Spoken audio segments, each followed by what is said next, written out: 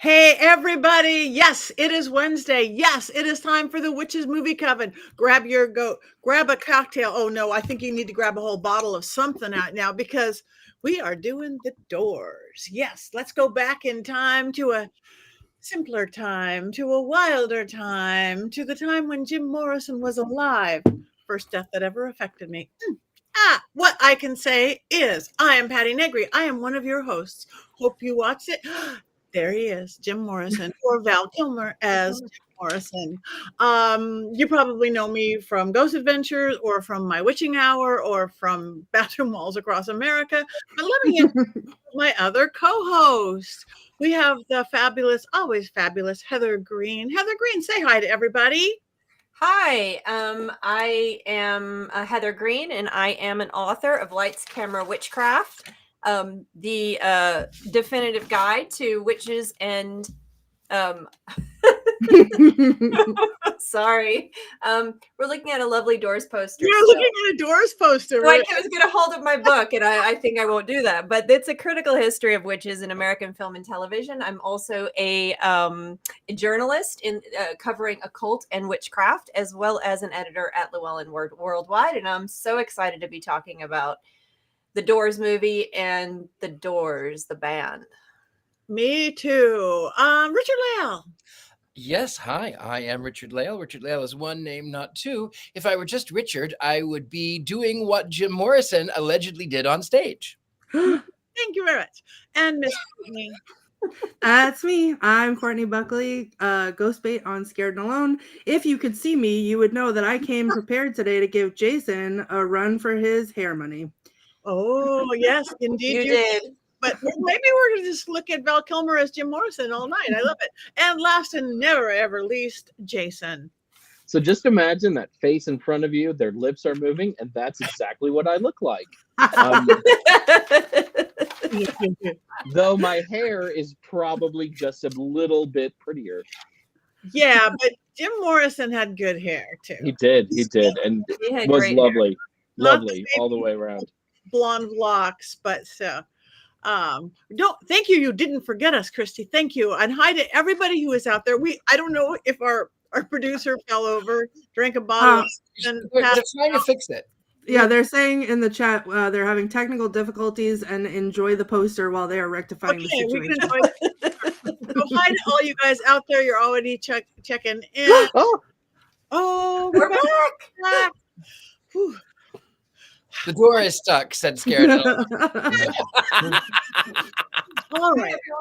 Well, this is a 1991 Oliver Stone movie.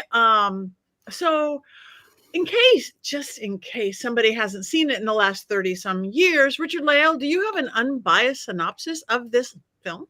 I do have an unbiased synopsis. So for those of you who do not know Jim Morrison was a rock legend, a sex god. He was an icon, and Val Kilmer plays the legend himself. And the casting, I have to say, is mind-bogglingly accurate, because Val Kilmer in the early 90s is almost identical to Jim Morrison. And in fact, what I love about, I'm not giving too much away, but what I love about his performance in particular is that he actually sang all of the songs, and it was not before a CGI audience like they did with the Freddie Mercury biopic. This was real audience. It was like you were at a real concert, and Val Kilmer actually sang every note that came out of his mouth. So kudos, bravo on that. But it tells sort of a fictionalized version of what happened from from the rise of the Doors until his death in 1971. He goes through a series of meeting the band, playing the band, becoming an ego. He meets the woman of his dreams that, according to the film, he stalked her into her own space, but that's not actually what happened. According to, there's a lot of things that are sort of fictionalized, but overall it is the life and times of Jim Morrison, spanning from the time he was a little boy back in the 1950s. Oh, there was a weird That's okay. There was Ghost of Jim. Ghost of Jim. It must be. So it spans sort of his memories when he was a little boy, seeing the truck full of Navajo natives that were dead on the road, and mostly it entails his time up until he joined the 27 Club. For those of you who don't know what that is, it is a legend about famous rock musicians who die at the age of 27 because they've made a pact with the devil. That has nothing to do with the film. Anyway, it's the life and times of Jim Morrison. Thank you very much. Now we understand the film completely. And now for maybe more academic idea of it, Heather, is this something that you talk about in your beautiful book? I have it listed. I don't spend a lot of time on it. It's an anomaly when it comes to presentation of witchcraft because, and I'll mention this in a little bit, but it is not something that fits into the trends whatsoever because it really wasn't a witch film. The witch part of it was brought out, but it's not a witch film in the sense that any of the other films at this era were, because this was a biopic. And the witch part just happened to be part of the story that they were telling. It wasn't really, as a biopic, or not a true story. Well, it was a fictionalized account of a true story. Mm-hmm. So I am going to give you the top 5 things that you need to know about this. And I'm going to tell you up front that Jim Morrison is not going to be one of the top 5 because the whole movie is about him. So we can let all of our whole discussion be that. So first, context, of course. I love that. 2, we'll talk about Oliver Stone. Then the cast and the cameos. And then, of course, the witch, because we're the Witches Movie Coven. And then I'm going to give you number 5, which is a stark warning. So the first one, the context. When you have a biopic about a certain era, you have to know when time it was made and the time it was about. So, of course, we're talking about the late 60s into the early 70s is what it's about. And it was made in the early 90s. The first thing you notice here is that Jim Morrison died in 1971 on July 3rd. So today is the anniversary of his death. That's why we're doing this movie. And the movie was released in 1991, 20 years later. So this was definitely a tribute, and it makes sense that it would have been released this year. And why was it done, though? Why did they choose to do this particular film? Nostalgia. Part of the late 90s, late 80s, early 90s, there was a nostalgia for that period of time. Very, very typical, very good marketing, because if you think about it, people who were from that era were now of age to be nostalgic, of course, in their 40s and 50s. They also had expendable income to go to the movies and do whatever. This is very, very normal. You see it in the late 70s and early 80s, a lot of 50s stuff going on. Think about American Graffiti. Think about music at the time pulling from the 50s. It's very typical. You will notice it yourself if you go into stores, listen to the music that's playing. It's usually something that's nostalgic for the people that are spending the money. Very, very normal consumerism. So that's another reason this movie came out in the 90s, nostalgia. And particularly it's nostalgic and important for the person who chose to make it, Oliver Stone. So now we go to the director, Oliver Stone, who supposedly, and I don't know if it's true, tried to pitch this movie to Jim Morrison himself when Jim Morrison was alive. I'm saying allegedly because the dates don't line up in my head and I'd have to do a little more research. But this is a movie that was important to Oliver Stone because he's from that era, born in 1946. He's a Vietnam vet. He saw the horrors of that time. So doing movies about that time was important, and he did a number of them. If you think about some of the other films, Born the 4th of July, Platoon, some of his big films are about that era because it was important. It shaped who he was and what he did. Now, of course, Oliver Stone is a controversial figure. Without getting into his anti-Semitic comments that were said more recently, and those things, his films were controversial. The subjects he chose on purpose were controversial. He did films about struggle. He did films about difficult things. He did films about untruths. He did president biopics, 3 of them. JFK is considered his best film. He did films about violence, not Born on the 4th of July. That was a different one. Natural Born Killers, for example, is another one. He had a lot of difficulty getting a lot of these made, but I used to call him in film school, he went big or go big or go home director. He did things with big budgets. He filmed big, and he went big or he went home. And that's Oliver Stone. The interesting thing he said about this film, and this film is not considered one of his best films, but he said something interesting, whereas a lot of the films he made were about these subjects like Platoon, community and national subjects, figures, etc. He did one about nuclear war recently, and he did one about he's filming now too, so he's making films. But he said about this one that the movie The Doors was liberating for him. He said he had those desires in me, meaning Morrison's behavior. I had those desires in me too. I can't repeat what he says. The hedonism, he goes on to say, I love that. So this appealed to him, the struggle that Jim Morrison had, the controversy of his behaviors was something that was interesting to him. And he loved the era. So that's why this film was made. Okay. So let's go. I think everybody knows who has seen at least one of his other films, because he was huge, especially in the 80s. Wall Street, another one. Well, I could go on. There's so many of them, but he wrote Scarface, actually. I had forgotten that. Another one with some controversy. So I'm going to move on then to the cast, the film itself. The cast has some big names in it. People have been singing the praises of Val Kilmer, of course. Meg Ryan's in it. Kathleen Quinlan always gets thumbs up from a lot of people and reviewers.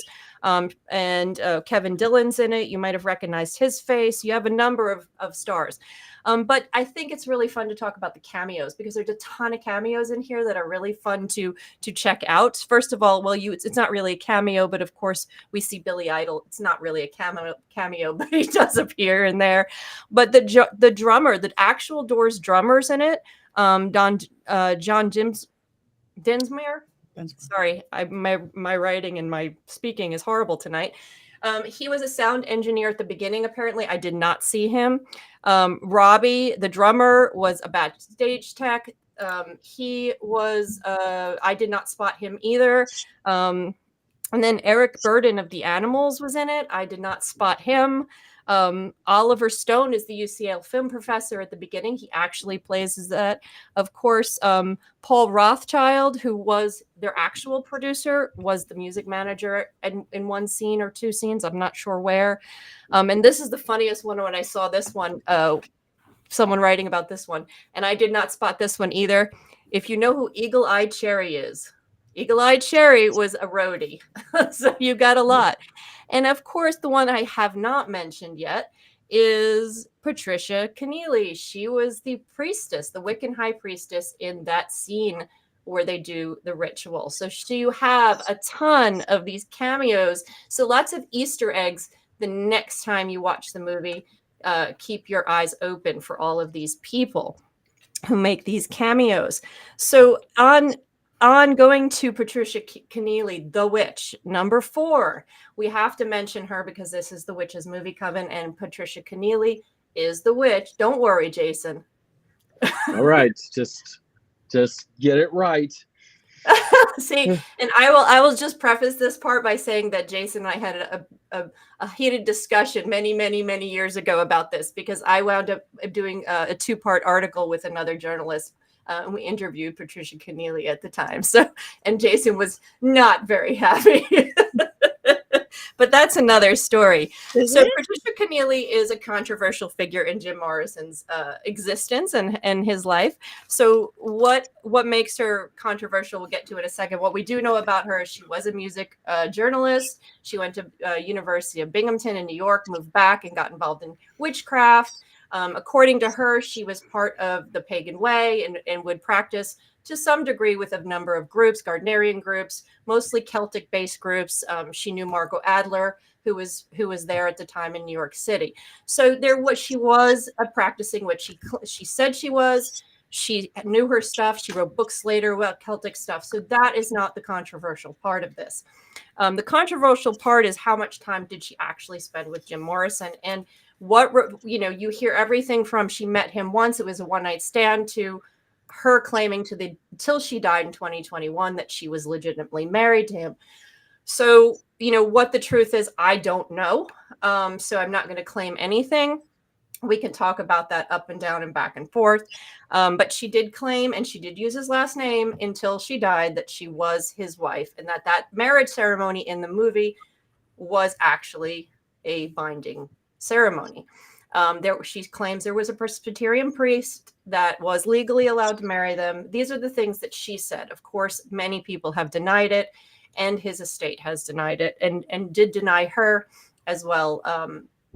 Pam Corson, the other woman in the film, Meg Ryan, they never legally married, but did also use his name. So that's the controversy. That's the witch. And now I'm going to get to number 5, which is specifically about the witchcraft representation in this film. It is one of the best or clearest or most accurate representations about what you might see in a fictional movie of what you might see in these ceremonies. It was very well expressed. You had Patricia Keneally on the set. She was a consult. She hated the film, first of all, in the end. She hated this film in the end. But she also wrote the lines that she says for the ceremony itself. She did do that. So if you look at it, you're going to see something that looks very familiar, especially for that period of time. So with that said, I'm going to give you the warning. Please do not follow what they did and take a knife and cut your wrist for any type of spell or ritual. And I'm giving that warning because in every book we do, we make sure that any kind of use of blood in any spell or ritual is done properly. We explain it right. When I saw that, I cringed. So I advise, please do not follow what they did in this movie, even if that's what was done. And I know that there were people that did this. I never saw it, but I know it happened. I know people went to the hospital who did it. Don't do it. Do not do what they did in this movie. Use a lancet, use a sterile lancet. Do it properly. Avoid accidental death, infection. It's worth pointing. It's worth pointing out that scene in the movie, Jim did drink somebody's blood, but it was not Patricia Keneally. The character of Patricia Keneally in the movie is a mashup of 3 or 4 different women. And Oliver Stone said later that he should not have called the character Patricia Keneally because Jim and Patricia did not drink each other's blood. Patricia said that during her lifetime, and the woman that did it with Jim, she's admitted to that, but it was not Patricia. So I don't want to besmirch Patricia's name. No. Happened. I'm not saying anything about what they did. Whatever happened in the movie and what really happened are 2 separate things, and that needs to be clear. And that's one of the reasons Patricia hated this movie, was because she said it was a terrible representation of Jim Morrison, and there was so much fictional stuff, including some of the shaman stuff that the movie claimed. There was so much stuff that was fictionalized that Oliver Stone wrapped in and extrapolated and moved around. And she actually said that he has to answer for some things. And she was furious at the movie at the end. My warning about the knife has nothing to do with her. It has to do with making sure people don't do that. I wasn't implying that. I just wanted to make sure everyone knows that Patricia did not do that. And I think Jason, there's going to be a lot of moments when we talk about this movie versus reality where we're going to run into things like that, because there was so much. And what's his face? The keyboardist hated this movie. That's why he doesn't even hear of it.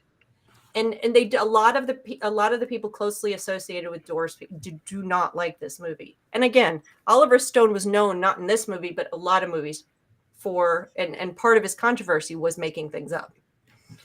So that is the 5 things you need to know. Of course, there's so much more to talk about because after all, this is about Jim Morrison. Yeah. Thank you, Heather. I love the 5 things. I love the 5 things. Okay, does anybody have an urge to go first on this one? I could talk about this movie for hours. I absolutely love The Doors and I love Jim Morrison. If you actually wonder like what this movie is based on, Oliver Stone in the films gives the thanks to John Densmore's book about the Doors, and John was the drummer. But it's really based on this book, No One Here Gets Out Alive, which is really about the myth of Jim Morrison. It amplifies things. It makes things perhaps bigger than they are. Having read a lot about Jim, I don't think the movie or this particular book captures Jim's sense of humor. If you are a huge Doors fan and you listen to lots of live Doors, you'll hear Jim laughing on stage and playing with pretend insects or something hopping around, not just because he's high, but because he thought it was funny. And none of that is really in the film, which is a real shame. But this is what the book is based on.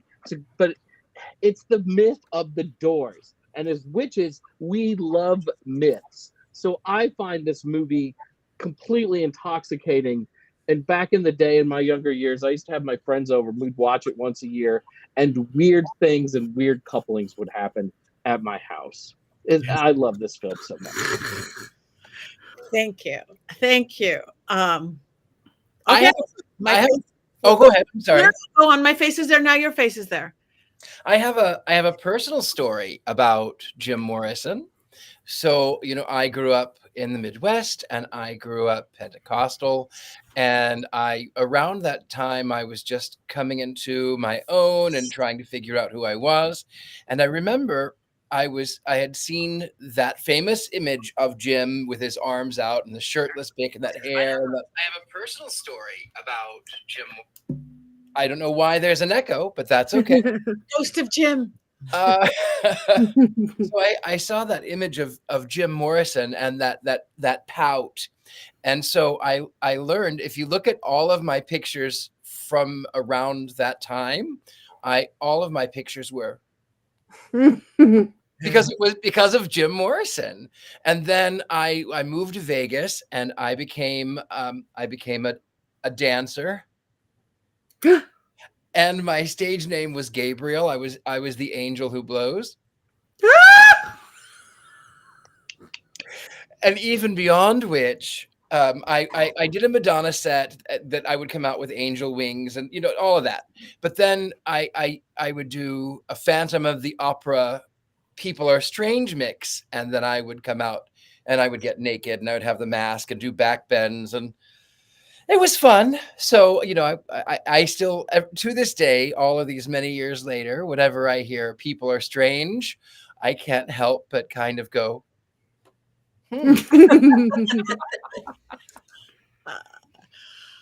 Thank you.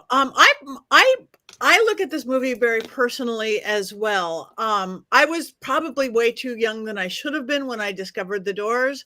But when your brothers are like a dozen plus years older than you and you worship your big brothers, all my friends were listening to, I don't know who, the Monkees or Bobby Sherman, whoever all those people were. But I was just listening to the Doors, and I would look at all that, the Haight-Ashbury and all this stuff, and just it affected me. When he died, that was the first death that I ever felt something that I affected on. I don't think I had known any dead people before that. And it's like, oh my God, my idol, my crush, my everything. How could he be dead? So it was such a shaping part of my entire life. When this movie came out, it lived into my fantasy of what those hippie days must have been like for me, the grade school girl, what my brothers as just teenagers were experiencing. And I, like Jason, I love myth, I love mythos, I love story, and this was. So I got engrossed with it from the very, very second on. I can't believe how great Val Kilmer, I can't imagine, like you said, anyone else doing this. He just embodied what I thought, again, knowing from a far distance, who everything that Jim Morrison was. So I got involved in the characters. I got involved in the story. I got involved in his quest and his, falling down the rabbit hole.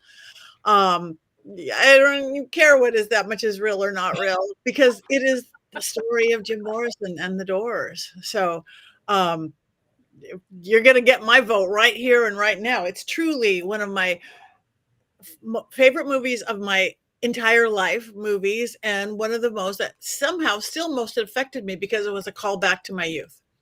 That's it.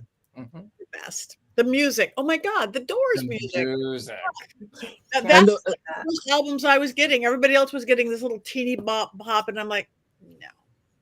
And the way the music like blends, because sometimes you have Val Kilmer's voice, and then sometimes they're playing an actual track by the Doors, and you really can't tell the difference. And it is fantastic. And I love that about my wife just came in. She's trying to be really quiet, but it's really okay, Ari. The Doors movie is about us because you're my cosmic mate.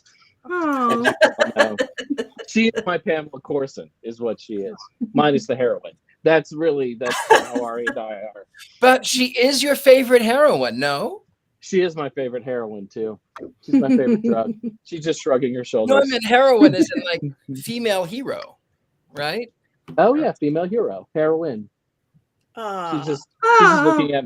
She's just looking at me and wishing I would be quiet now, I think. Yeah. So you're up, Jason. But yes, the music's so good. And Val Kilmer worked with the producer of The Doors to get his vocal inflections just right, to see how much he could mimic Jim Morrison, and spent months doing that and practicing singing the songs of The Doors. And it really shows in the whole movie, and everything just works musically so well. Mm-hmm. Thank you. I want to hear what Courtney has to say. I do too. You know what Courtney has to say. My prediction is this is me as Courtney. This is my prediction. Let's see how much this is. What was I watching? I was trying to not pay attention, but then there were boobs in my face. And then I thought, 2 hours? How am I going to deal with this for 2 more hours? I don't even know who Jim Morrison is. Okay, well, you're not that far off, but I didn't make it to the boobs part. So let me preface this by saying, coming at this from strictly, Jason, just give me a second. Coming at this from strictly a film perspective, this is not the kind of movie that I ever sit down and enjoy. So it was hard right off the bat to get me involved in this. Secondly, I know nothing about Jim Morrison. I knew the 27 Club when I was a kid. We weren't allowed to use white lighters because the legend was they all had a white lighter in their pocket. So anytime anyone had a white lighter, you couldn't use it. That's the extent of my Jim Morrison knowledge. I know some Doors songs. I am not a huge fan. So none of it was just the dominoes were not lined up for me for this. Then I started watching it. I tried. I know how much I knew it. I knew you guys loved this so much. So I really tried. I tried so hard to give it a shot. And the minute it started, I was like, this is the most pretentious, like everything they're saying is so pretentious. And I was like, I got 40 minutes in and I had a migraine from trying to process what they were talking about because of how pretentious everything was that they said. I messaged Richard-Lael. And Richard-Lael, if you don't mind, I'm going to share this. You can do it. I said, I'm 5 minutes in and in physical pain knowing there's 2 more hours. And then he said, there's lots of you know what's and you know what's and you know what. And I was like, okay, I'll give it a shot then, because at least then I'd have something to look at. But I couldn't even make it that far. So I didn't get to enjoy any of the fun stuff because I couldn't get past what they were saying. It was just too much. I know. Hours spent watching Your Highness and The Killing Tree and The Witch from the Sea, all for you. The Witch from the Sea! I was traumatized. And you could not watch my favorite movie for me. Jason. I have a question. Hold on. We did not watch The Witch from the Sea, and that's exactly why I put my glasses on, because I was the only one traumatized by that movie. So you Hold on, and don't say I was that hoping again. to slide that one past you. I was just No. hoping to slide it past. Absolutely. My hair caught it. Yeah. So I'm so sorry because everybody has such beautiful things to say about it. And I love listening to what you guys took from it. Like, I wish that I could have had that experience too, but I think I didn't have the right connection to it before even starting to watch it to be able to take those same things from it. And I think that's fair. And I'm gonna jump in here. And I started listening to the Doors in high school.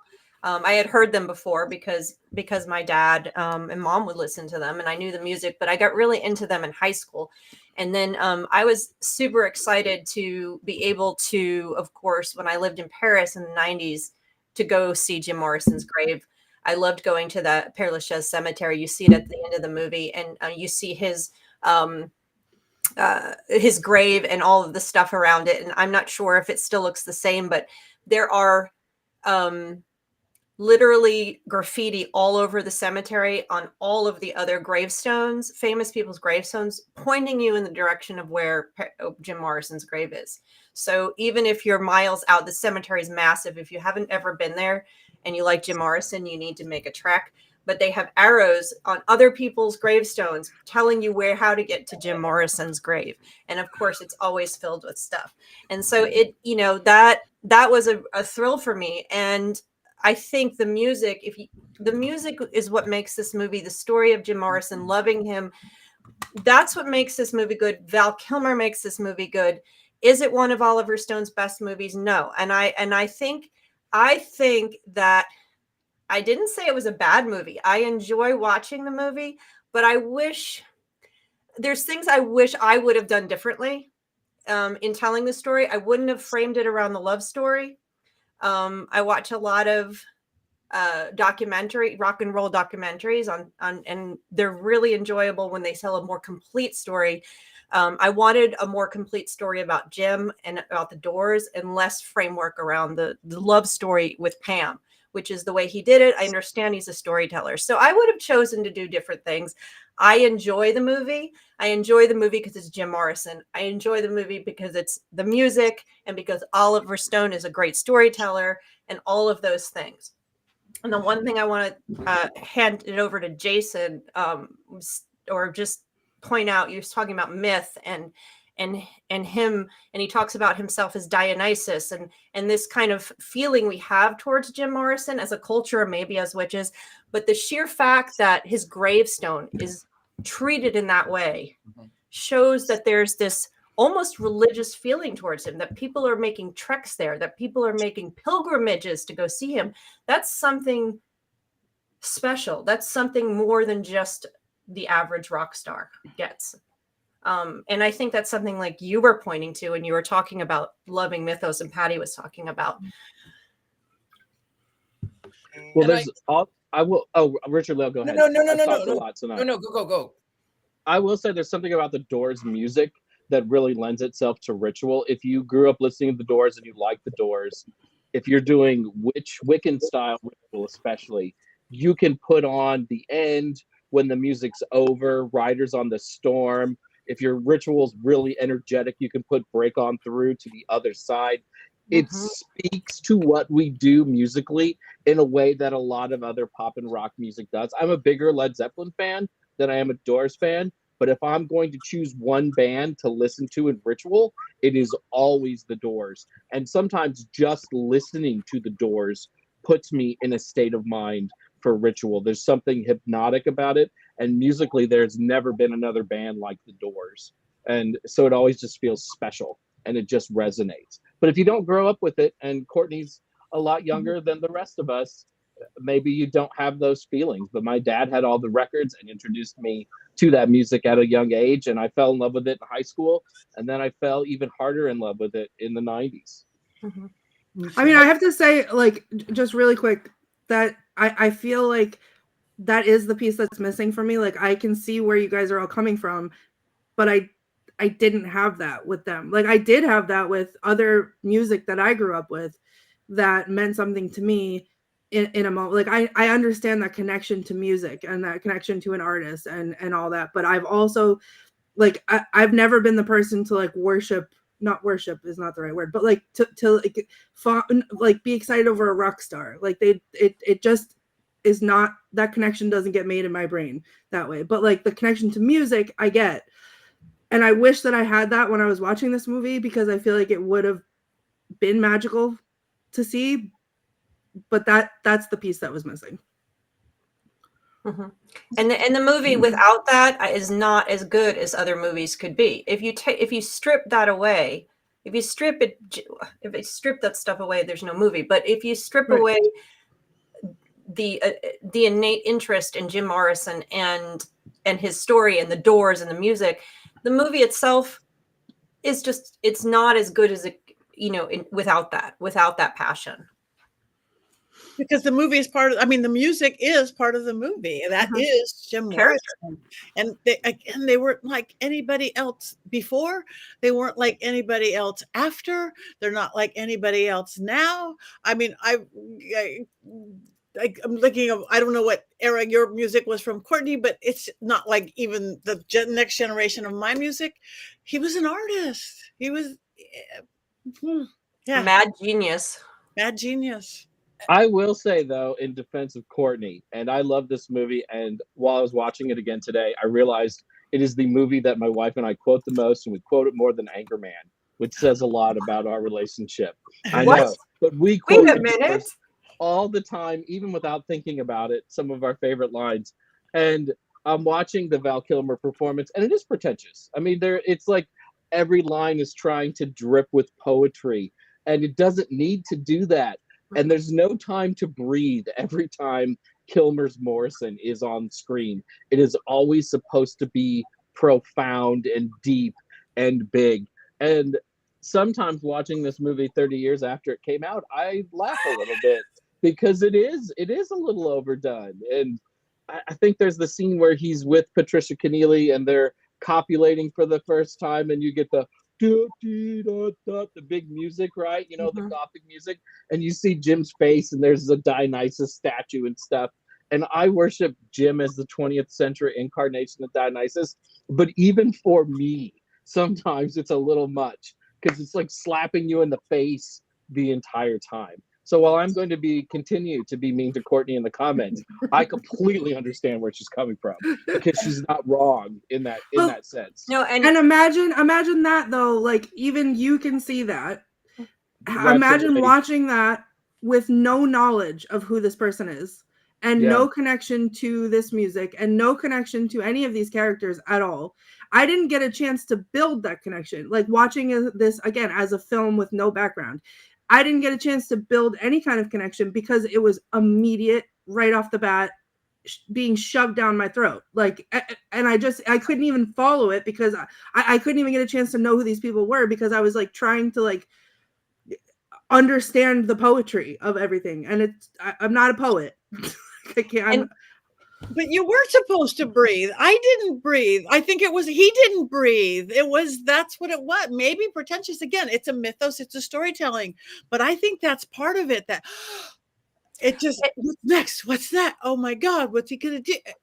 That to me was a good part of the movie. I want to quickly point out on this not breathing part and this intensity, and this was actually echoed with Stone's camera work. And I always am fascinated. Sometimes I try to pull back and I'll watch stuff like that, especially when we have a director like Oliver Stone. And if you watch, especially when you're watching the stage scenes, but it's out throughout, his camera moves a lot. You have a lot of pans, and it doesn't just pan this way. You get a pan up and then a pan down, and you have this crazy camera work going on without cuts. And this is really, really jarring and intense.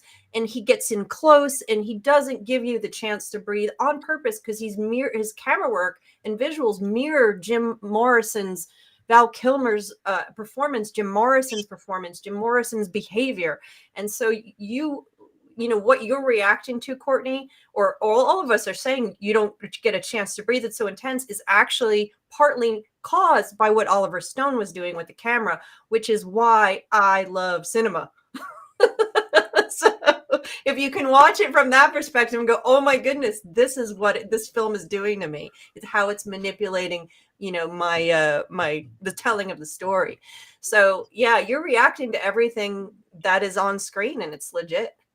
And I love when films do that. A lot of my favorite films do that. Like, a lot of my favorite films are my favorite films, not just because of the plot or the story, but because of the camera work and because of the sound, because of the music and all that stuff, because it's a whole package. And I think I get that it was supposed to be that way, but I couldn't get it because I didn't have a connection. Like, Right. it was just like it was too intense. And as someone who had no knowledge, I didn't get that background knowledge from it because I was too busy trying to catch up and figure out what anybody was talking about. Mm-hmm. It does assume that. The movie does assume that. And the script is peppered with little bits of Morrison's poetry, like little phrases and stuff that he says, which makes him sound more pretentious than he probably was in real life, because Stone is really committed to putting that in every time he talks for more than 2 sentences. You just get a little bit of poetry. If you are a fan of Morrison's poetry, you notice it immediately. Or if you've listened to the American Prayer album, which is mostly all of his spoken word set to a disco beat by the Doors, which would have horrified Jim Morrison, but he was dead, so they could do it. They would have horrified him. I also want to talk about their representation of the time, like Venice Beach. I'm an LA girl. Venice Beach was Venice Beach. I mean, it still is, but that was that Venice Beach of the 60s into the 70s. And again, I wasn't at the Haight-Ashbury, but it was just beautiful to me. It was art in itself, how they portrayed the people and the things and the feeling of what it was, and the out of controlness, and all of it beautiful. The clothes, the hair, the band. Next time you watch it, Courtney, next time you watch it, she's like, no. There's not going to be a next time. Not gonna be. I can't, if I can go back in time and like get caught up in the Doors, then maybe, but I think it's lost on someone who doesn't, it doesn't feel like a movie that's made for people who aren't already a fan. Maybe. All right. On that note, do we have quotes from Courtney or anyone? So I have a couple of my own quotes before I turned it off, but then when I was trying to be nice to Jason sent me a list of quotes, and because I knew this was his favorite, I was gonna read his quotes because they're his favorite. But now I don't know because he's mean to me. Would it be the show if I wasn't a little bit mean to you? Would it even be the show? Listen, there's mean, and then there's the witch that came from the sea. So we're gonna have to talk later about true. Boundaries and lines that have been crossed. So my quotes were mostly from the scene where they're showing his student film. That I was just like, okay. But someone says this is bombastic, which I thought was fun. And then one of the lines in his film was, "We got our final vision by clap. Columbus's groin got filled with green death. I touched her thigh, and death smiled." Okay. And then, because this is how I felt about the whole thing, the teacher said, or whoever it was, said, "Pretty pretentious there, Jim. Not easy to follow. A little incoherent. But dancing bears, Nazism, masturbation. What's next?" And then later on, as I think they were coming out of a show or something, one of them said, "It's peyote, John. What's a rock and roll band for? Let's plan a murder or start a religion. More. And then they're all on drugs in the desert, and he's talking about the snake, and he says, "Monster of energy. It's a monster. I'm gonna kiss the snake on the tongue, kiss the serpent. But if it senses fear, it'll eat us instantly." And I was like, I wish that a serpent would eat me instantly right now, and then I wouldn't have to watch this anymore. So I have Jason's favorite quotes for everyone. Just a dream, Jimmy. That's all it is. Just a dream. You have a problem with doors? Waste of time. I feel most alive confronting death, experiencing pain. I did think that was a cool conversation that they had. She dances in a ring of fire and throws off the challenge with a shrug. Try acid, Ray. It's guaranteed. Been living up on Tripp's rooftop. Let's get a rock and roll band together and make $1 million. Make the myths. Great golden copulations. I figure if I'm going to compete with your stuff, it's got to be about earth snakes or fire. Y'all, to get yourself some tunes like Herman Hermit stuff, Mrs. Brown, you have a lovely daughter. That stuff goes right to the radio. That guy wears his soul on his face.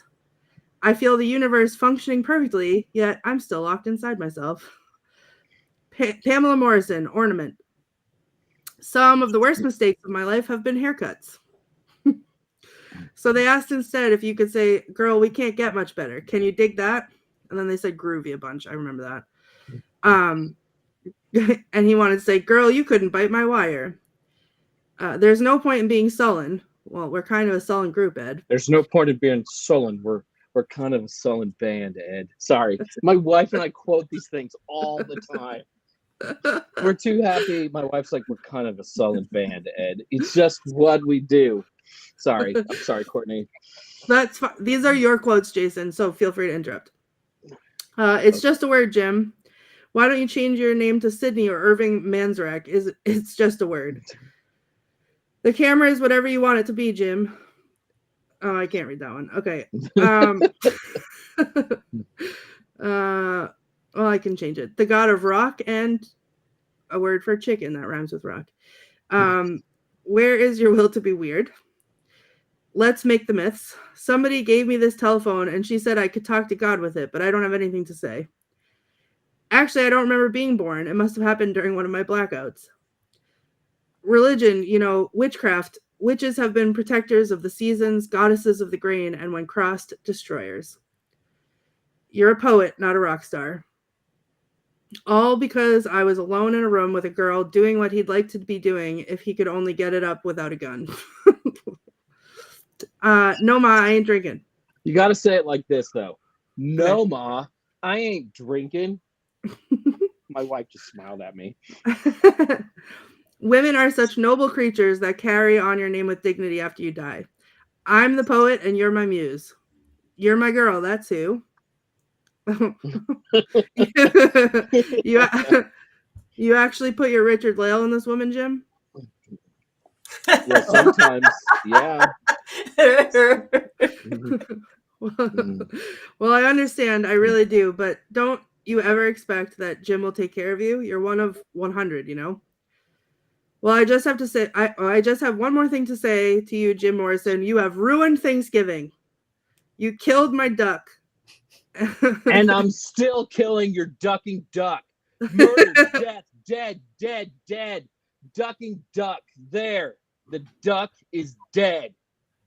Let's eat this thing. Sorry. What's wrong with being a large mammal? We took drugs to expand our minds, not escape. You say you love pain. You run from it every chance you get. Adolf Hitler is alive and well and living in Miami. That's true. That is true. That's really yes. They're trying to change the world out there in California.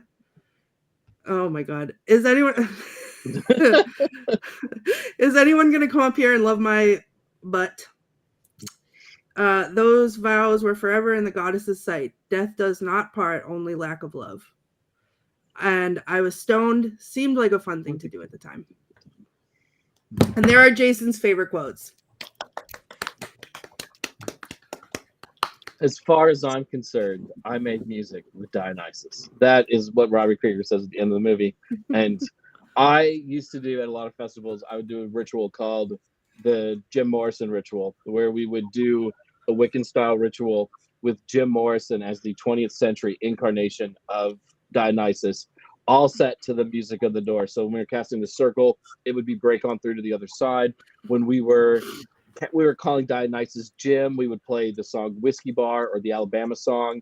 When we were calling Aphrodite Ariadne, we would play Hello, I Love You. Won't you tell me your name? Hello, I love you. Will let me jump in your game. It was just so much fun to do that ritual. And we always felt so much power And now, years later, I still go to festivals, and I haven't done one in a long time. We used to give people Mardi Gras beads after we would initiate them into the Jim Morrison clan. And people will still be wearing those beads and come up to me like 10 years later. It's crazy because that's the power of the Doors and why it's so great for ritual. And I had so much fun doing those, but I'm too old to do them now because Jim died. I died at 27 and I'm 51. So I'm not sure if I should Can still you tell be us doing them. why their band is named The Doors, Jason? It depends on who you ask, but a lot of it has to do with Aldous Huxley's The Doors of Perception. It was about expanding into that psychedelic era and that psychedelic phase, which Jim and Ray were absolutely on that train, though John Densmore and Robbie Krieger were not. Krieger says the first time he ever did acid was at that show in Miami where Jim jumps into the crowd at the Dinner Key Auditorium. Wow. But Ray and Jim were definitely into that sort of stuff. Yep, everything would appear as it is, infinite. I want you to do that ritual again, Jason, and I want to be there. Please. Up for you, we'll do it again, Patty. Okay. I promise. Yeah, you're never too old. Never too old. Yeah. Too old. No. Thank you. Yeah, thank you. All right. Do we do the Mankey moment or do we vote? Do we vote or do the Mankey moment? Mankey moment. So tonight's moment, I can't make fun of a movie that I love too much, but Ari and I have always found parallels in this movie to our own lives together. So that's kind of what the theme is for this. However, all of this is fictionalized, and she's actually listening to the show right now, so I'm in big trouble, and she's making faces at me. So here I go. I have to get in to Val Kilmer, Jim Morrison mode. My life is just like Jim Morrison's. Here it is. A tale of two cosmic mates, Jason and Ari. I remember the first time I saw Ari. I just followed her around like I was Sting in Every Breath You Take, but I didn't let her know I was watching her. There was a party and I just walked around hiding behind chairs, couches, curtains, pillows, rakes, large bottles of rum until she was alone. And then I followed her into a bathroom, and that's where we had our first kiss. It was earth-shattering, and our lives would never be the same. The only thing that comes close is Wednesday nights with the movie coven. When we were done, Ari looked at me and said, "I've been waiting for that my entire life. Now will you leave me alone so I can pee?" And I said, "Yeah," and disappeared into the night. Several months later, we had our first fight. I wanted to watch Mysteries of the Unexplained on the History Channel, and she wanted to watch Grey's Anatomy. In between sips of Jack Daniels, I reminded her of the cosmic importance of finding out the truth about the Mothman. The secrets of the universe can be seen within bugs, I told her. She countered with, "I care about Meredith Grey." That drove me insane, and suddenly I found myself locking Ari in a closet and then setting the closet door on fire. There is always truth to see when a fire is coming for thee. We ended up watching Mysteries of the Unexplained, and I had to do a lot of apologizing. "Stop watching the Doors movie," she yelled at me. "That stuff is not romantic." And our first Thanksgiving together was an eventful one. She worked hard on dinner while I sat around high on acid for most of the day. When the duck was done, I mostly ignored her, intent on watching the Lions football game. Annoyed, she looked at me and said, "You actually pay attention to this football team?" I replied with, "It seems like a good idea every Thanksgiving." She wasn't having it, and we began yelling at each other. Those yells soon turned into a wrestling match, and the duck she had cooked somehow ended up on the floor. Ari screamed, "You killed my duck." Well, I stomped on the duck with my Doc Martens yelling, "The duck is dead." He would have been proud because the duck was dead. And we found the sacred light of spirit while yelling at each other. When we were done, I just held her for a while in front of all of our guests while we cried in each other's arms. While we were crying, all of our guests left because they were very uncomfortable. I remember the night I released my first poetry book, "The Earth is a Snake and Other Pretentious Gobbledygook." and this really pretty woman from Witch Beat magazine started flirting with me. Mankey, she said, you are so beautiful. Come take your shirt off with me. But I said, no, I won't take my shirt off with you because I'm in love with Ari, but I will take off my pants. Ari heard that though, and I ended up sleeping on the couch for a couple of weeks. And that's when I decided to stop being Jim Morrison. Bravo. Yay! That's it. There you go. Take a sip. And Ari started laughing at one point, and I almost lost it. Like I almost lost it. That is fabulous. She's very cute. All right, we have one more thing to do, and that means you guys too in our chat room. Wands up, wands down. The doors.